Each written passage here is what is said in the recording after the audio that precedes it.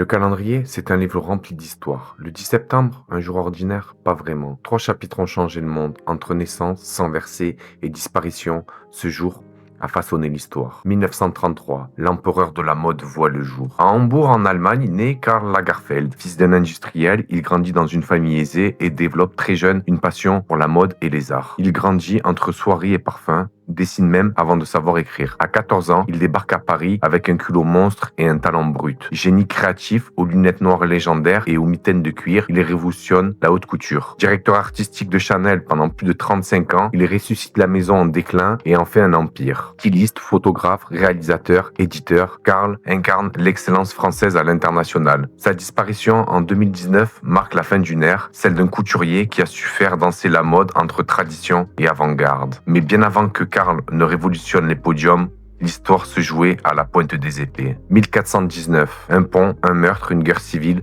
10 secondes qui brisent un royaume. 10h30, sur le pont de Montero, près de Paris, un coup de hache change le cours de l'histoire de France. Jean sans peur, duc de Bourgogne, est assassiné lors d'une entrevue censée réconcilier les partis. Ce meurtre fracasse l'alliance entre Bourguignon et Armagnac, précipite la France dans la guerre civile. Les Bourguignons s'allient aux Anglais par vengeance. Paris tombe, la France se divise, le traité de Troyes livre le royaume à Henri V d'Angleterre, une mort qui coûtera des décennies de souffrance, un pont, un coup de hache, 10 secondes, un destin national brisé. Il faut attendre Jeanne d'Arc que la France ressuscite. Et bien des siècles plus tard, ce n'est plus le fer ni la politique, mais la science qui marque ce jour. 2002, l'adieu d'un bâtisseur de la médecine moderne. À Stockholm, s'éteint Sune Bergström à l'âge de 84 ans. Ce biochimiste suédois, prix Nobel de médecine en 1982, révolutionne notre compréhension des prostaglandines, ces molécules qui régulent l'inflammation, douleur et fièvre. Ces découvertes ouvrent la voie à de nouveaux traitements contre l'arthrite, les crises cardiaques et même certains cancers. Recteur du prestigieux Institut Karolinska, il forme des générations de chercheurs et influence la politique scientifique mondiale. Un homme discret dont les travaux soulagent aujourd'hui des millions de patients. De l'élégance intemporelle de Karl face au fracas d'un meurtre sur un pont médiéval jusqu'à la science salvatrice de Bergström, ce 10 septembre unit des destins et raconte l'éternelle histoire humaine, créer, détruire et guérir. Et toi, lequel de ces moments t'a le plus touché? Précise-nous-le en com. 3 histoires gravées dans le temps. Chaque jour, le passé nous parle. À demain parce que